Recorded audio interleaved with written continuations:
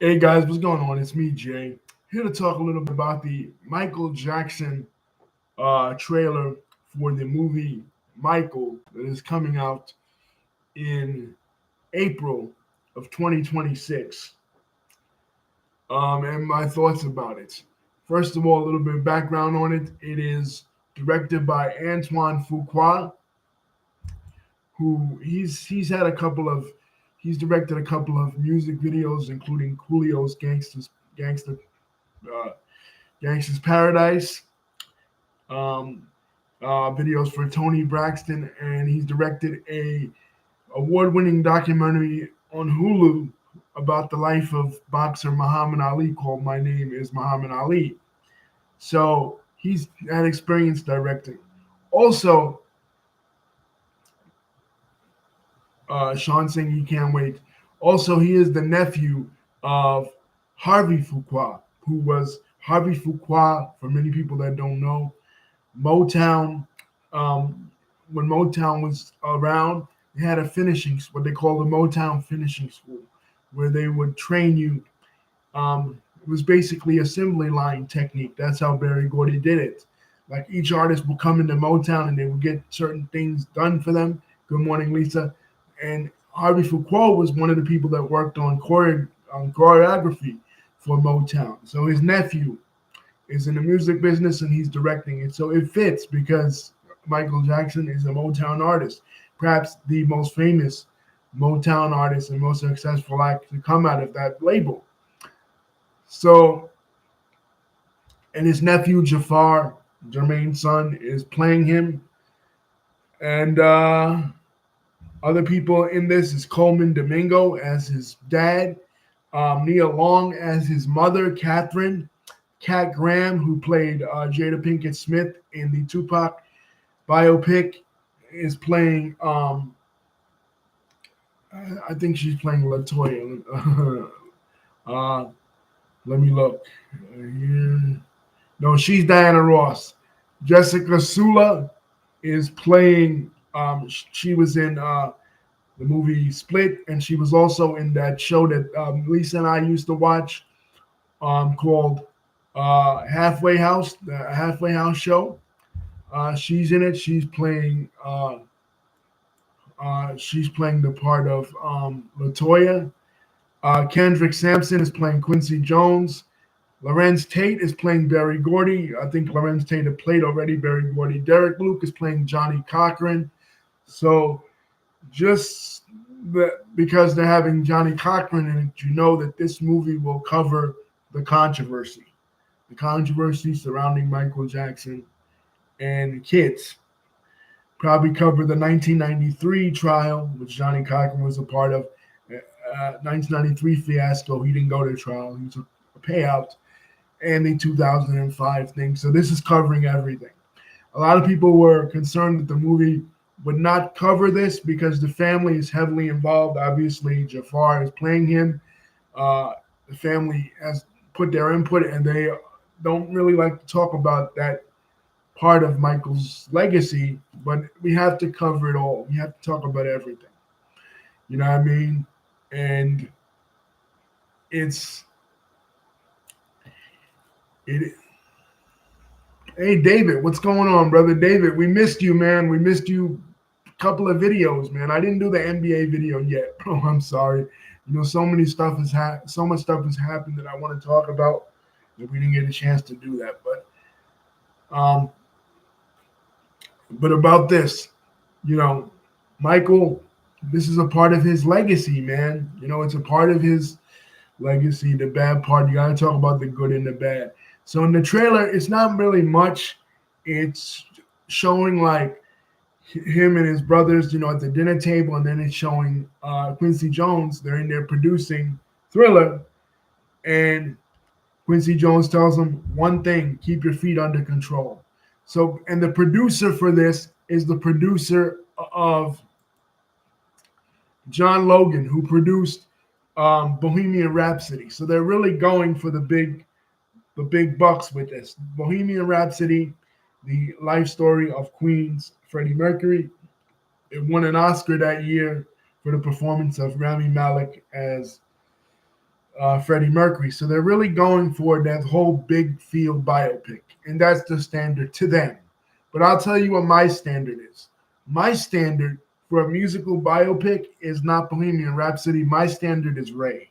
If you can either meet the expectations of Ray or surpass the expectations of Ray, then that to me is a good biopic, a musical biopic.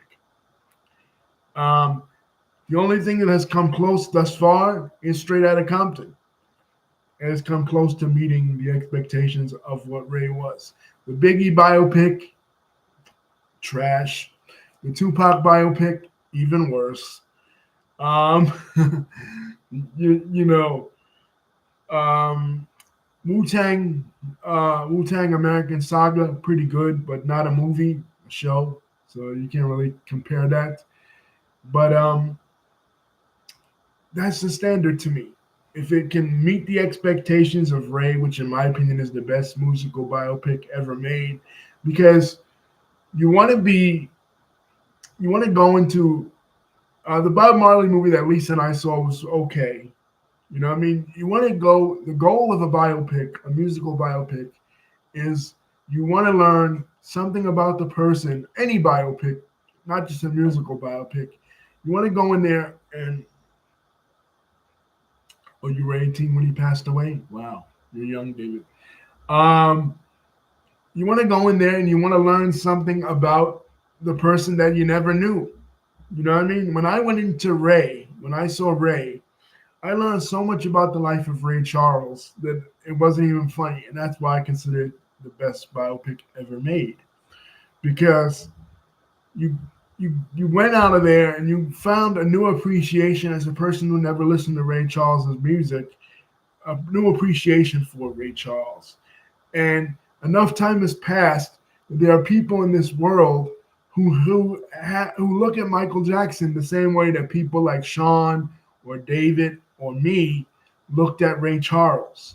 You know what I mean? Where they don't know much about his music, but through this biopic, they'll learn about his music and learn what inspired him to make the songs that he made, as well as his struggles. Now, with Michael Jackson is a lot that to be discussed because his life was so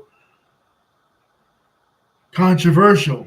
The way he died was so controversial. The way he lived was so controversial. But he was such a huge artist. I mean, only the Beatles have a biopic coming out too this same year. So this is a big year for musical biopics. Only them and Elvis Presley are Michael Jackson, Elvis Presley, and the Beatles are the biggest thing in all of music. And as far as uh, globally, Michael's bigger than both of them because Elvis only big in America. But the Elvis biopic that came out in 2022 was shitty. You know what I mean? That it was not a good movie. You know what I mean? The Whitney Houston biopic was, as the kids say, it was mid. You know what I mean? You learned a lot about Whitney going in, but it didn't do well at the box office. I Want to Dance with Somebody. I liked it. I enjoyed it, but it really didn't wasn't a smash hit. You know, it was better than the Lifetime movie they did, but it really wasn't a smash hit like I felt it should have been.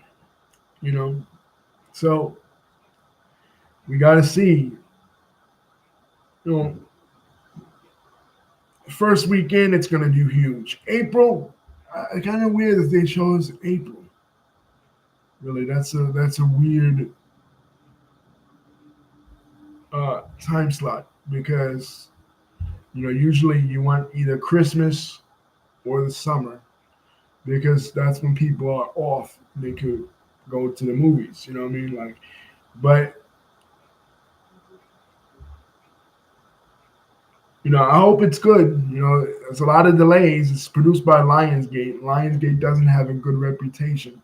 A lot of delays. It was supposed to come out this year, and it was pushed back for various reasons. Now, what a lot of people are talking about is the nose thing. The nose, the prosthetic nose that is very large in the trailer. Um, this is going to be a story point. This is going to be a storyline, something that they're going to discuss because Michael Jackson, he had body dysmorphia. He was a part two. Wow. So I don't think a biopic has ever had a part two. That'd be interesting. In in the comments section, somebody look up, has there ever been a biopic that has had a part two to to it? I mean, it seems like a person's life is a person's life. You know what I mean? I don't think you could, make a biopic, but I guess when your life is as prolific as Michael Jackson, you can. You know, the best ones to me, like I said, music is Ray. Selena is up there. A New Edition was a television show though, Lisa. That was on BET, wasn't it? I'm talking about um, uh, a theatrical release. New Edition, that was like Wu Tang. Um, my top or Malcolm X. Yeah, it was. But I'm talking about a theatrical release. Malcolm X, Selena. This is all biopics, not just Lincoln was a good one. I like Wendy Williams, David. Lincoln was a good one. Uh, Steven Spielberg directed, starring Daniel Day Lewis as Abraham Lincoln. 42 was uh, 42 was another mid one. I expected it. Yeah, Sean knows what I'm talking about exactly, guys. The Wendy Williams movie, New Edition. That's you could do as many parts as you want when it's a television show. It's harder to do it when it's one movie. You know what I mean? Because like in reality, Wu Tang should have had just one movie. Like their career wasn't their career wasn't that big. Like they spanned decades. You know what I mean? Like Wu Tang, the American Saga. We have a video on it. It's a really good movie. We have a video on the Wendy Williams movie too. David, I don't know if you were on the channel at that time. You could go back and look at it. It's on the archives. That was decent. There have been a couple of flops that have been really bad. The first Whitney movie was terrible. The Aaliyah movie was terrible. All the Michael Jackson movies, other than Jackson American Dream, the first one, have been terrible. The Flex Anderson one, oh my God, that one was horrible, right? These all made for TV movies. Yeah, the thing is, too, the difference with a television movie is the budget is lower. You know what I mean? That's what Sean's bringing up. It wasn't in the movie, so the budget is lower. When you're producing a movie for TV, that's a smaller budget. You don't have much to work with. You know what I mean? But the TLC movie that was a biopic on television was great. You know what I mean? They had a small budget to work with, and TLC didn't have a long career like that, so that's more acceptable for them. You know, uh, here they're having a family member, and I think a family member is the best choice because Willie Draper did an amazing job. R.I.P. to Willie Draper in the first Michael Jackson movie, The Jackson American Dream. But Michael was still alive. He had still not done a lot of the stuff. Like I always say, like if I become famous, don't make a biopic about me or write a bio movie. I mean, write a biography of me, a book, unless I'm dead. Because unless I'm dead, there's not a period on the end of my sentence. So what's the sense of writing a book? I'm still living. I'm still doing things. I'm still, active. What I mean. So wait till I'm dead to write a movie or a book about me. And like they kind of jumped the gun, back then. And that one was more about the family. I mean, they went into the mother's background, the father's. This one is more about Michael himself. As far as books, um, J. Randy Tamborelli's book on Michael Jackson is the best one, uh, in my opinion. Um, and And Michael Inc. is another good one, talking about his business side. But like I said, Malcolm X is my standard. Ali was a pretty good. Ali, I put it like in my top 10 of a biopic too, because I learned a lot about Muhammad Ali from Will Smith's performance in that. You know what I mean? And Straight Outta Compton is a good one too. The Biggie and Pac ones, you can skip it. Uh, there have been other Biggie, like Sean and I talked about. There have been other Biggie and Pac movies that they've produced on for TV that have been better than the ones they made about their lives. You know what I mean? The Notorious and the Tupac movie, All Eyes on Me, a waste. Like, and there's one out in the movies right now on Bruce Springsteen that is terrible. A biopic is hard to make because um, it's hard to get somebody that will portray the person as accurately as possible. And a two-part Michael Jackson movie makes sense because his life was so. The guy was just in the music business since he was 8 years old until the time he died, basically. You know what I mean? So that's a really long career. Like that's his whole life, and there's no other artist that's ever been the case for. Like other artists, you know what I mean? Like in Straight Outta Compton, they spend a little bit of time talking about Dr. Dre's life and Ice Cube's life, growing up. But who really cares about that? Like they weren't in the public eye yet. They wasn't famous yet. So they skip over that part. Same with Walk the Line with Johnny Cash. Same with Ray Charles, all that. But here, you could cover his whole life. You know what I mean? Because his whole life was in front of the camera. You know what I mean? Like, there's never been an artist like that where their whole life was in front of the camera. There was never a time when people didn't know who Michael Jackson was, unless you're talking about like when he was a baby and shit. And that we've already seen, in other biopics. So it makes sense that this is the only one that's going to be a part two to it.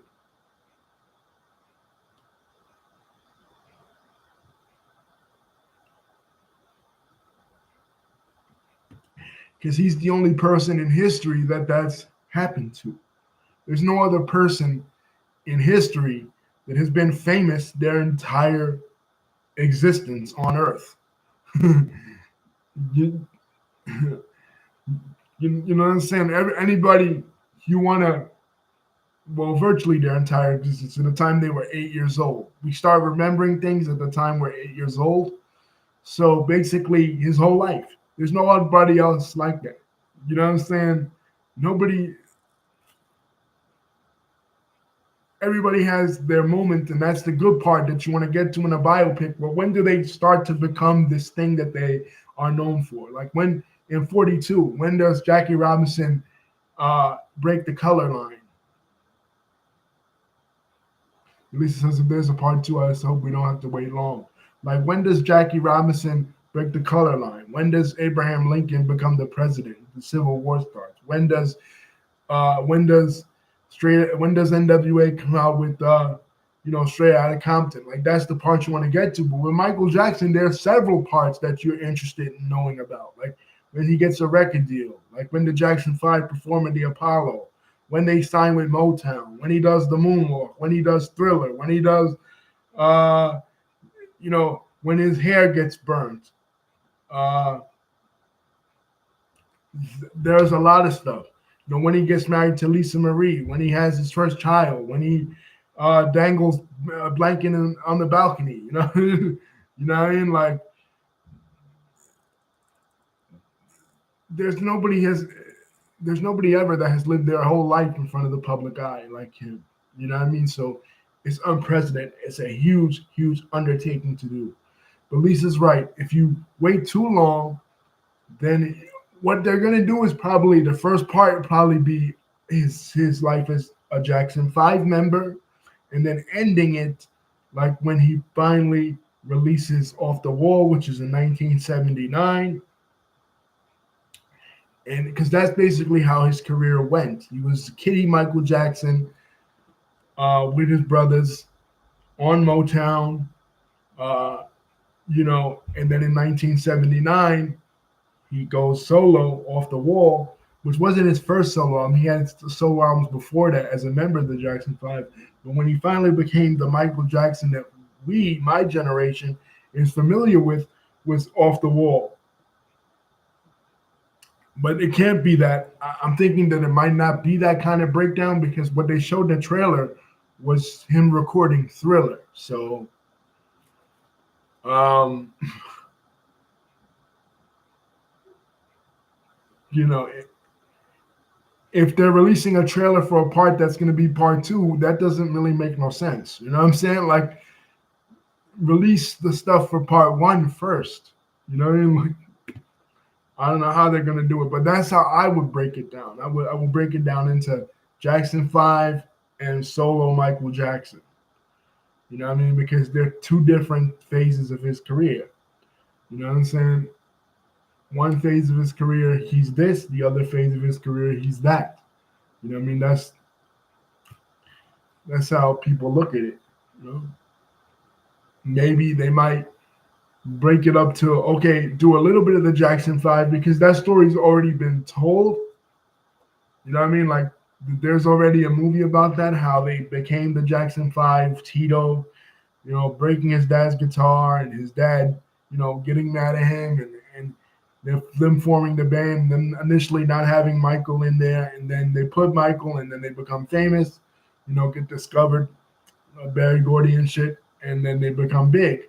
That story's already been told. And the first movie, Jackson American Dream, ends when he becomes Michael Jackson, when he becomes the soloist, Motown 25. He's dancing, he does the moonwalk. That's where the first film ends.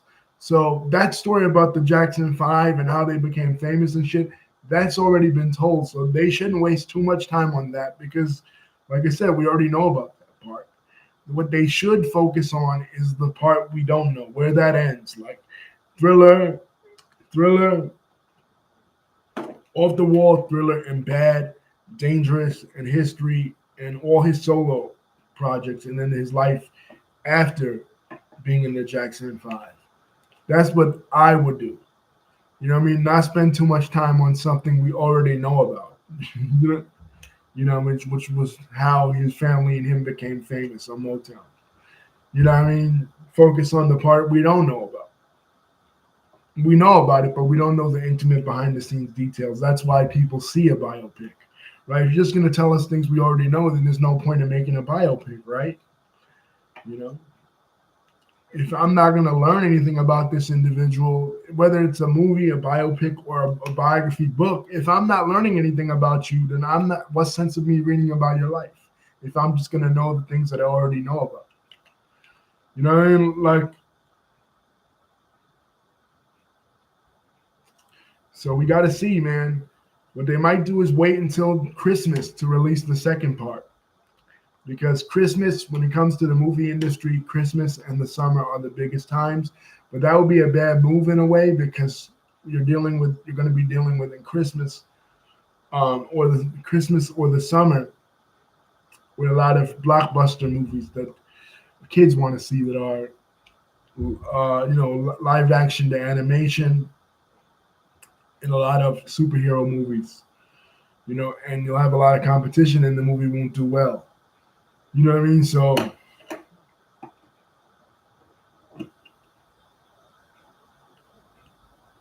you want to release it in a time when, because no matter who it is, a biopic is never going to do as good as the new Marvel movie or the new Pixar film, because kids don't have that kind of attention span to sit there and watch a movie about somebody that they weren't even alive to witness perform.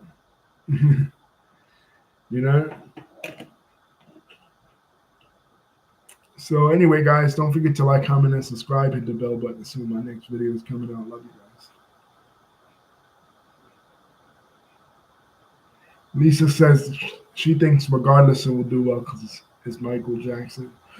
I hope so, at least. But after the Neverland documentary,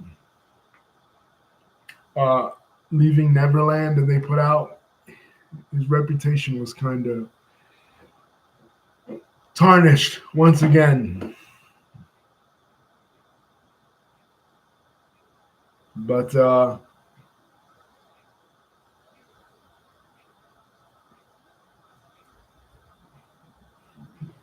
want to see it. I want to see it so badly, man.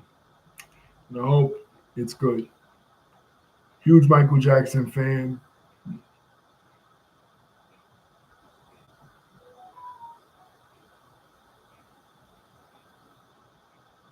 He says nobody cares about it no more. Yeah,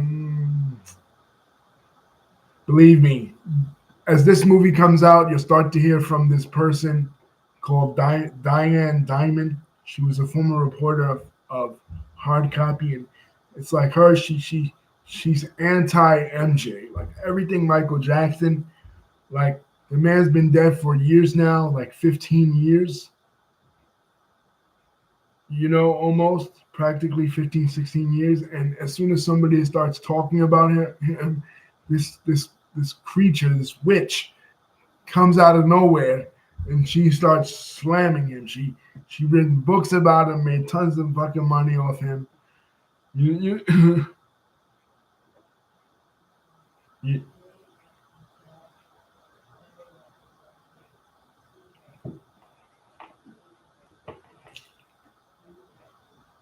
he says the fans don't care. Yeah, the fans never cared. The Moonwalkers are loyal to Michael no matter what, to the point of delusion. Like a lot of Moonwalkers have convinced themselves and convinced other people that Blanket and Paris and Prince are his biological children.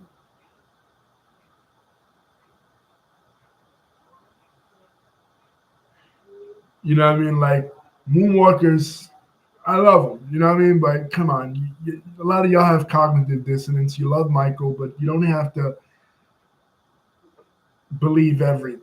I mean, it's obvious that Michael was a great performer, but he was not an honest. He was not all that honest. You know what I mean? Like he sat there and he told us he only had two surgeries in his whole life, and we're looking at a person who his face was completely transformed. You know what I mean? And he's sitting there telling us that, oh, I only had two surgeries in my whole life.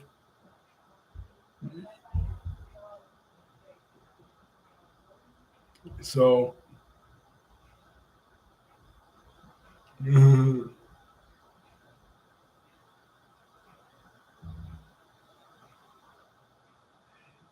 you know, his fans believe everything. I don't know if they believe everything, but they pretend to believe everything. And like his fans can be a little toxic too. You know what I mean? A little cultish. You know what I mean? So, uh,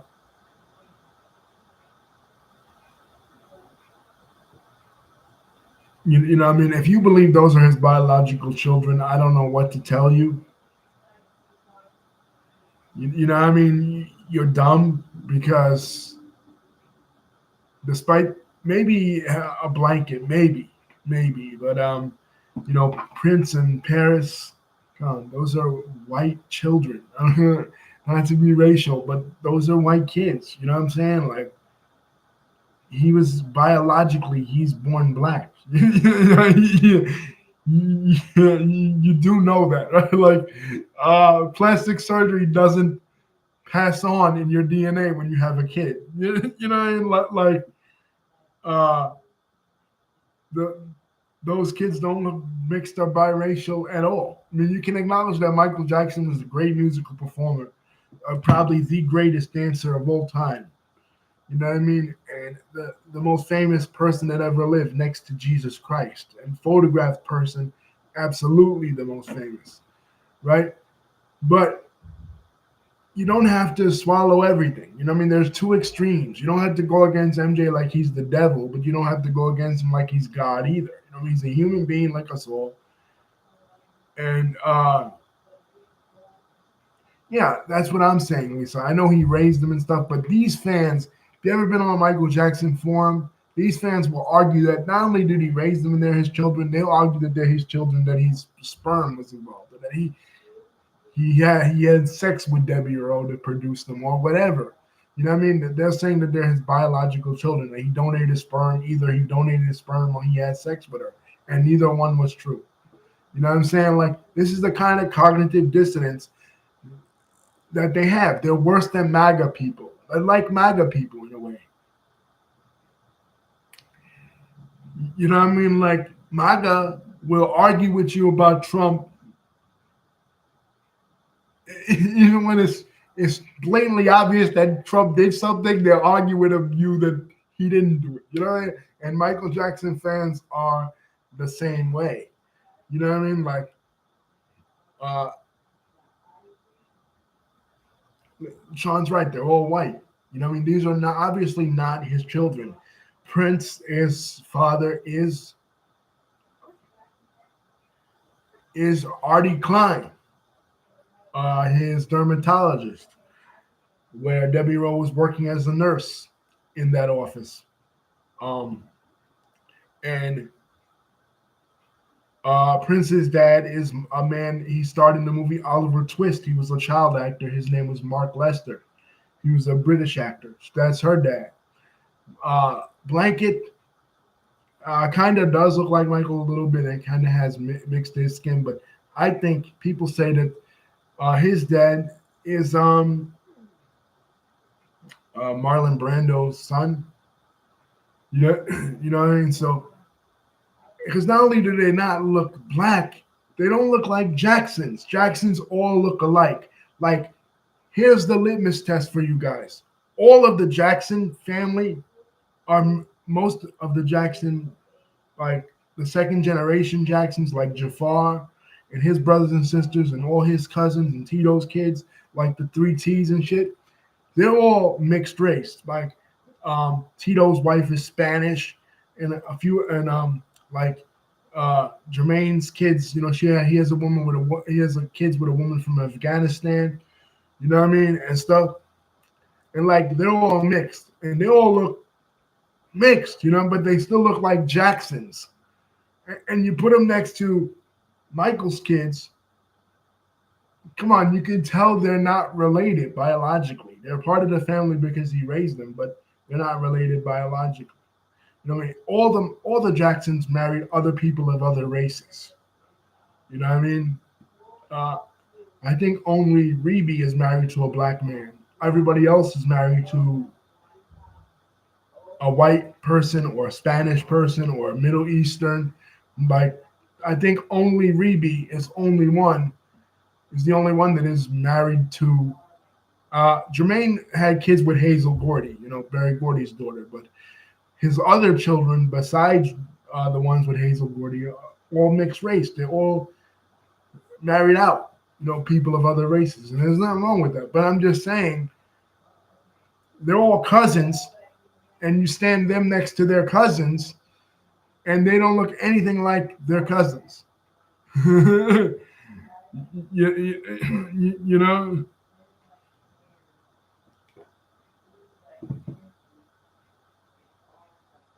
So, I mean, that's all the proof you need. Michael, he had an issue with his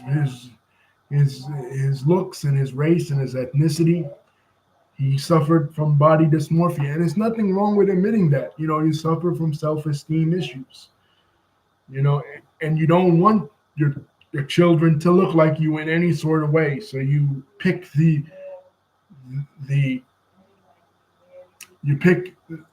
furthest thing from you. And what's the furthest thing from a black man? A white man. Yeah, you know what I mean? Like, polar opposites look-wise. So you know, because he knew that black genes are dominant. People that are mixed race, half black, half something else, usually look like a black person but light skin, like Drake or Barack Obama or things like that. You know what I mean? Like, so if he knew, even if it was his sperm and he produced it with a white woman like Lisa Marie or Debbie Rowe. You know what I mean? It would still look like a black child, and it would still have his features and look like his father, right? So what he did was he had the money to do it, so he found a white woman and a white man, and he made a child, and he adopted that child, those children. You know what I mean? Uh, and that's okay. You know what I mean? Like saying he raised them and he treated them like his family. That's fine to say that. But just he's been gone for 16 years almost. The fan.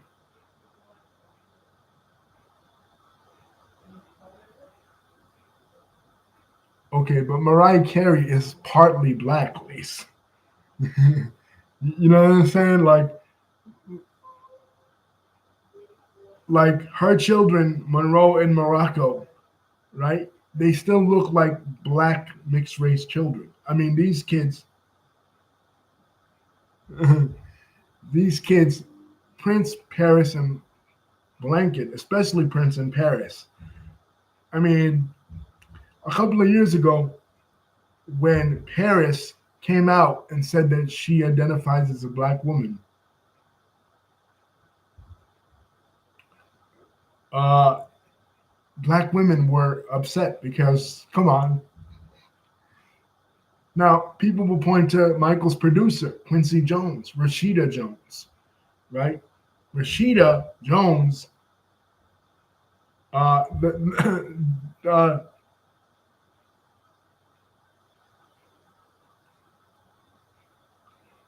is not, she doesn't look black either. So people will say, like Michael Jackson fans will, they come up with these pictures, right? Of like, because uh, Joe Jackson had Native American in him, right? So they'll come up with these pictures of Joe Jackson's grandfather. You know what I'm saying? That was Native American, and they'll say, well, uh, you know, and the side by side with like with like Prince, and they'll say, oh, like Rashida Jones. They'll come up with a picture of Rashida Jones, and they'll say, well, look, this biracial person, that this biracial person is white passing, or Logic, the rapper. You know, okay, but it's something about them that you can still tell they look mixed, right? You know what I mean? It's nothing about Prince or Paris.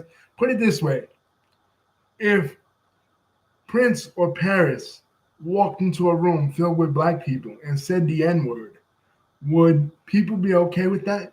If they didn't know they were Michael Jackson's kids, would they be okay with somebody who looks like Paris or Prince walking into a room full of black people? Yo, what's up, my nigga? Would they be okay with that? Would they be fine with that? You know what I'm saying? If the answer is no, and you're a black Michael Jackson fan, then you have to say to yourself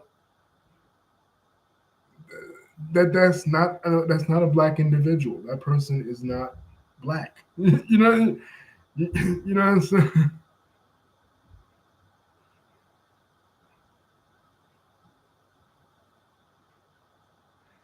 I mean, I don't see the issue with just being honest. Sean is right. He's a little bit crazy. Lisa says Mariah kids still look white, but I don't see what the issue is in saying, yeah, I adopted, 3 kids. He could have even lied and said not even a self-hate issue. He could have lied and said, you know what? I have issues like vitiligo. I have issues like lupus, which he suffered from, vitiligo, which he suffered from. And I don't want to pass those issues on genetically to my offspring. So I'll just have kids that's not my sperm. You know what I mean? Like he could have just said that, and that would have still been a lie. It still would have been not a lie, but that would have been a half truth because who knows the reason? Only he knew. You know what I mean? But like you could have just said that. You know what I mean? And that could have been the end of it. Or I adopted kids. I don't need a reason. I adopted children. You know, why do I got to justify it? Why lie? Right. Why lie?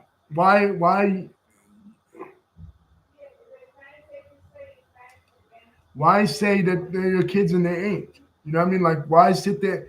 And then to sit there and say that Blanket's mother in the interview in 2003, he said Blanket's mother is black. So Blanket mother,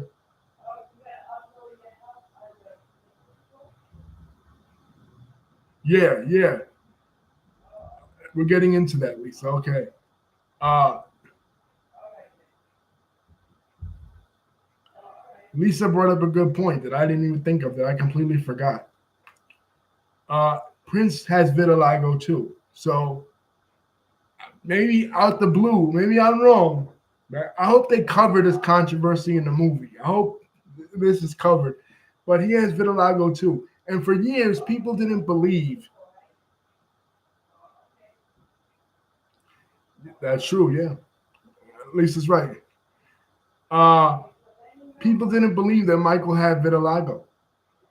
People did not believe that because they thought it was just bleaching his skin. Even Quincy Jones, before Quincy Jones died, said that it was skin bleach, and that hurt me because I'm like, you know better than to say that. But again, you can't defend Michael in a way and say that he didn't have self-hate issues because he clearly did. You know what I'm saying? Like, even if he had vitiligo, and that's why he bleached his skin to even it out, because I've known people with vitiligo. In college, I even went out with a girl that had vitiligo. You know what I'm saying? So, his blotches on the skin and everything, right? But, and he obviously being a performer, being in the public eye, he didn't want to look like that. But he did have self-hate issues because take the vitiligo out of it, you still narrowed your narrowed your nose and stuff. So I mean, but they all had nose jobs. I mean, Jermaine looks plastic. And they've all had plastic surgery and stuff. Jermaine looks like a fake person. Like Jermaine looks like he, he looks like a doll. You know, like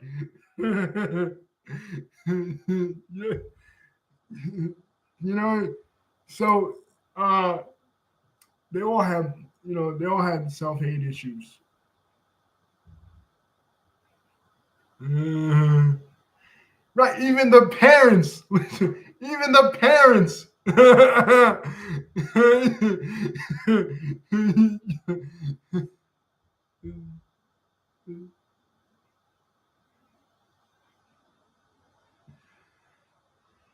And Jermaine, uh, it's interesting that they chose his son to play Michael because Jermaine and Michael had a sibling rivalry.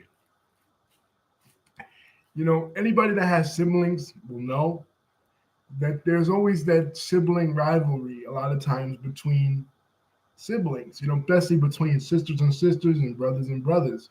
And when it came to them, Jermaine was the one who Michael had the rivalry with because before Michael was in the group, Jermaine was the singer. And also because when they left Motown, Jermaine stayed behind. There's an award.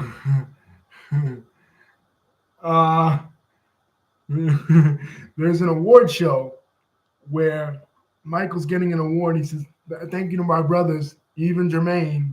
You know what I mean? Because Jermaine stayed behind. Jermaine stayed in Motown. Because why? He married the boss's daughter, which was a stupid move because you never mix business with pleasure because things don't go wrong, things don't go right in your relationship. Then you're out in the cold music wise. So you could just fire your ass. Why would you date his daughter, even if she looked mad good? You know what I'm saying? Don't go there. Don't touch that. You know what I'm saying? Because it's a conflict of interest, which eventually happened. You know what I mean? He had to choose king of pop, rock, and soul. He had to choose his loyalties between his brothers and his his wife, because he married her at that time. And he released certain songs. He released, I think, a song called Dynamite and shit, where he actually dissed Michael. He said that Michael was, he said in the song, Michael was trying to look white. Because it wasn't just the bleaching. What was happening too with Michael at the time was that he was changing his style of music. Like he was moving away from black music and moving more towards white rock and pop.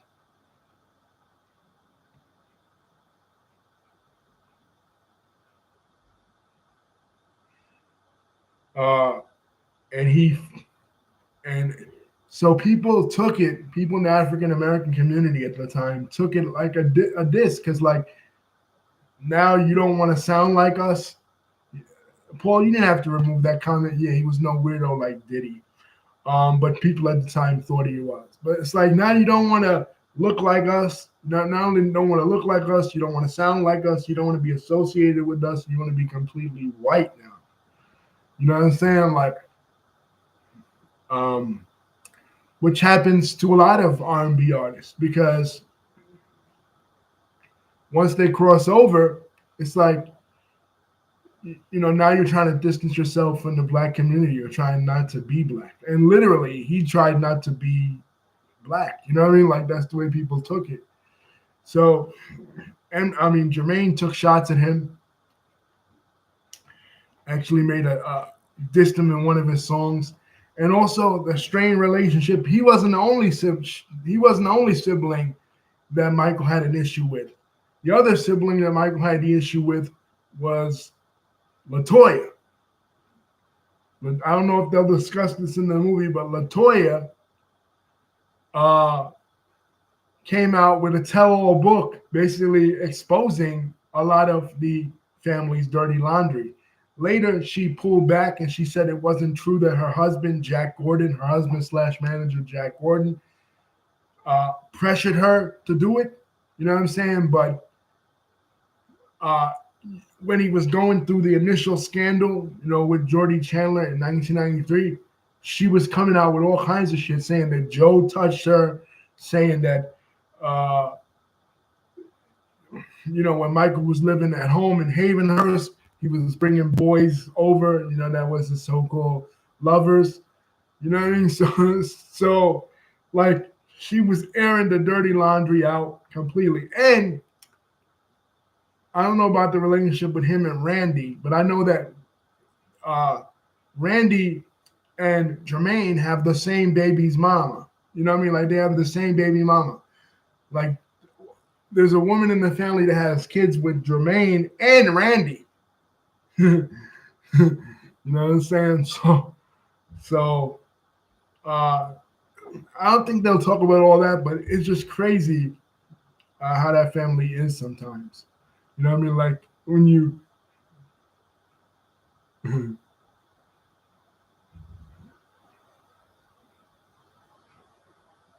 that happens in families. I can say that, from a personal standpoint, that sometimes, you know, I guess brothers will sleep with the same woman.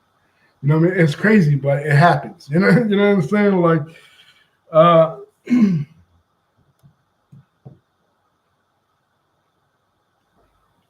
and she has a book. Randy and Jermaine's baby mother has a book.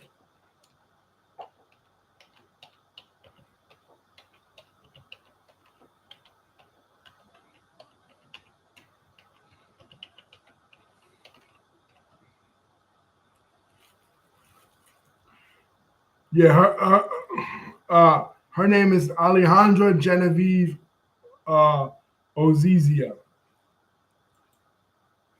She is the mother of Randy and Jermaine's child. Uh,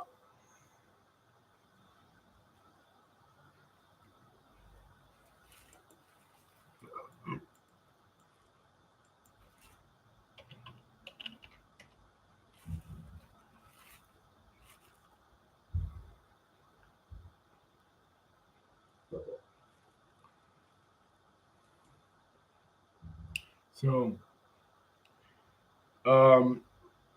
and other issues, of course. Uh, Joe Jackson has a child that is not uh,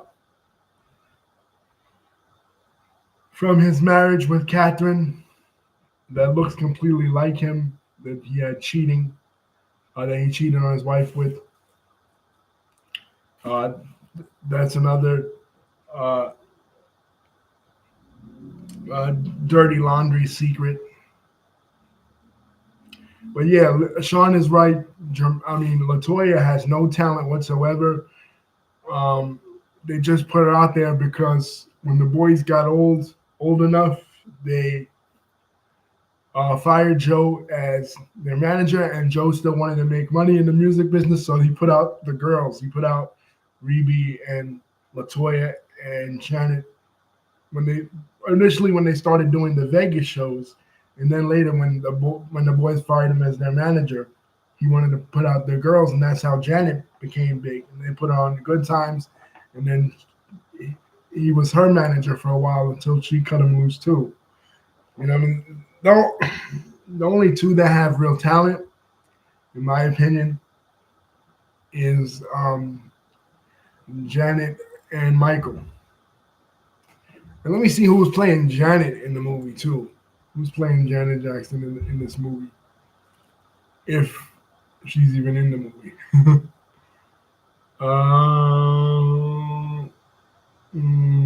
Nobody. Damn.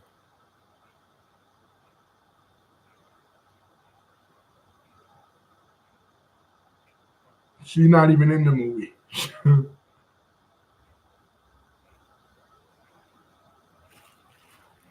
Yeah, uh, Janet's not even in the movie, so there's nobody playing her. I guess she declined to be a part of it.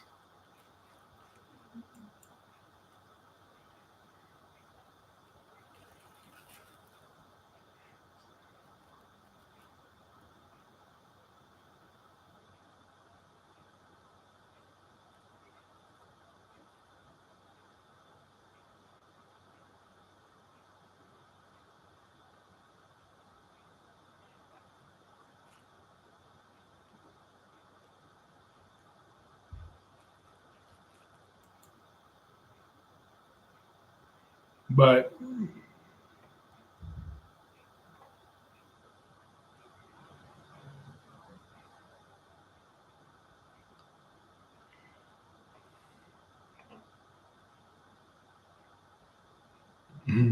she has no talent. Uh, didn't she posed for Playboy at one time? Latoya Jackson. But why put Latoya in the movie when Janet's not in the movie? I guess because when they talk about the sex scandal, they got to talk about her trashing the family, throwing everybody under the bus.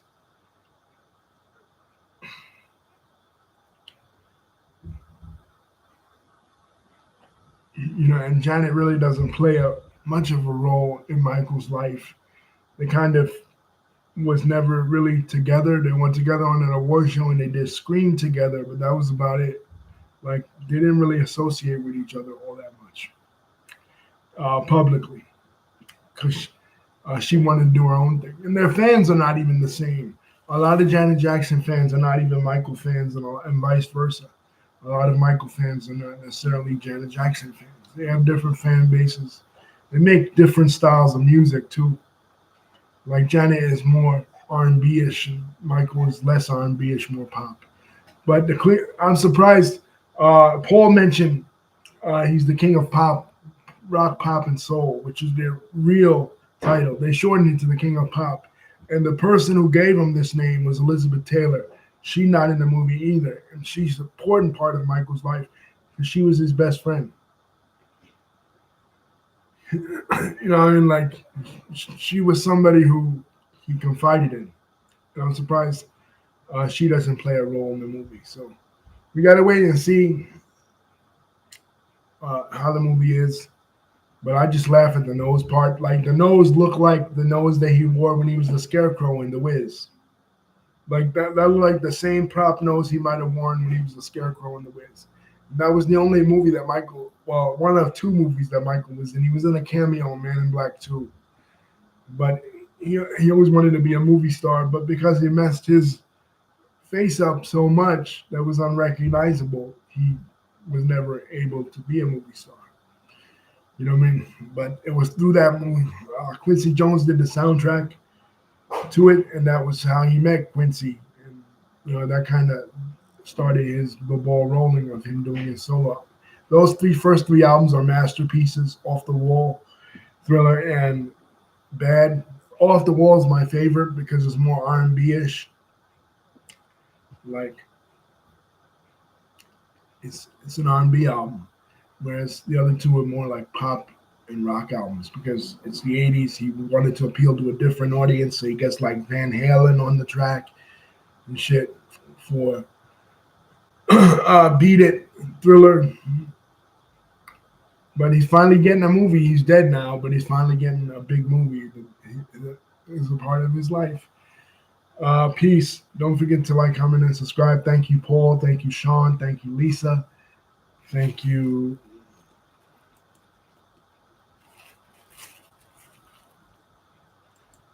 everybody. And as Michael himself would say, love you all.